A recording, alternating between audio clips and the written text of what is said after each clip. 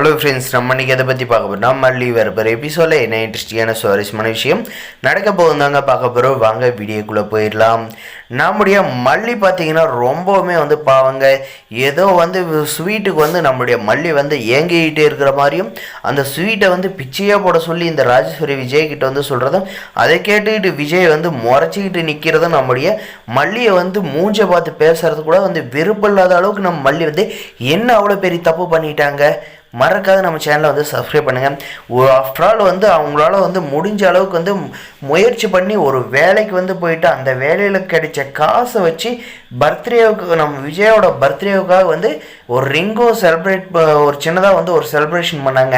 அதை கூட புரிஞ்சுக்காத, எதுக்கு வேலைக்கு போனால் என்னை அசிங்கப்படுத்திக்கிட்டு என் மூஞ்சிலே முழிக்காத அப்படின்ற அளவுக்கு கோவப்பட்டு நம்முடைய மல்லியை திட்டினதும் இல்லாத, இந்த அவங்க அக்கா விஜயோட கையிலிருந்து அந்த மோதிரத்தை கழட்டி வீசா வரையும் அவர் வேடிக்கை பார்த்துக்கிட்டு இருக்காருங்க. அதே சமயம் நம்முடைய மல்லி அழுதுகிட்டு இருக்கிறத பார்த்து ரொம்ப சந்தோஷப்படுறாங்க.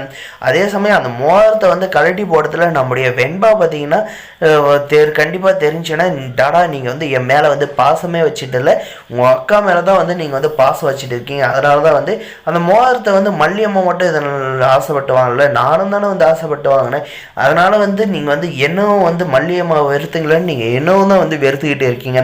அதை புரிஞ்சுக்கோங்க. நீங்கள் மல்லியம்மாவை ஒதுக்கி வைக்க நினைக்கிறீங்க, இது சரியில்லைடாடா அப்படின்ற மாதிரி சொன்னது. நீங்கள் எவ்வளோ பிஸ்னஸில் முன்னேறி போனாலுமே உங்கள் வாழ்க்கை துணியை மறந்துட்டீங்களான்னா கண்டிப்பாக நீங்கள் ரொம்ப கஷ்டப்படுவீங்கடாடா.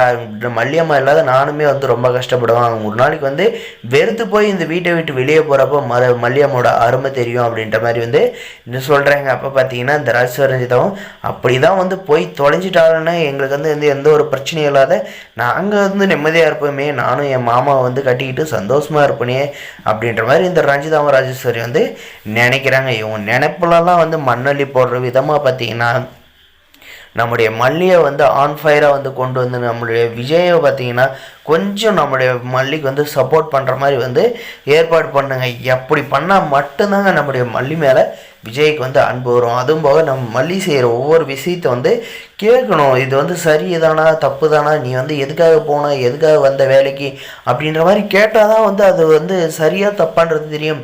எடுத்த உடனே தாம் தும் தைய தக்க தும்மு தக்கான்னு குச்சா இதெல்லாம் ரொம்ப ஓவருக்கு. அன்றைக்கி ஒரு குடும்பத்தில் இப்படியா இருப்பாங்க. எடுத்தது கோவப்படுறதுக்கு எது வந்தாலும் கோவப்பட்டாலுமே அதுக்கப்புறம் ஆறாமரம் விசாரித்து அதுக்கான சொல்யூஷனை கண்டுபிடிப்பாங்க, இல்லை சரி தப்புன்னு கண்டுபிடிப்பாங்க. ஆனால் இதில் எதுவுமே இல்லைங்க. அந்த சரி தப்புன்ற கண்டுபிடிக்கிறதுக்கான வாய்ப்பே இல்லை.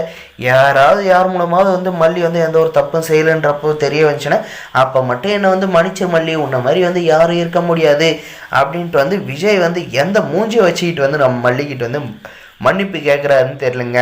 இவருடைய பிஸ்னஸ்க்கான முதல்ல அடி கொடுக்குறதே நம்முடைய மல்லி தாங்க. ஏன்னா நம்முடைய விஜய் வெற்றி மட்டும் இதுகிட்டே போனால் பத்தாதுங்க. அவருடைய பொண்ணை பார்த்துக்கிறதுக்கு நம்முடைய மல்லி இருக்கிறன்ற தைரியத்தில் தான் அவர் பிஸ்னஸில் முன்னேறாரு.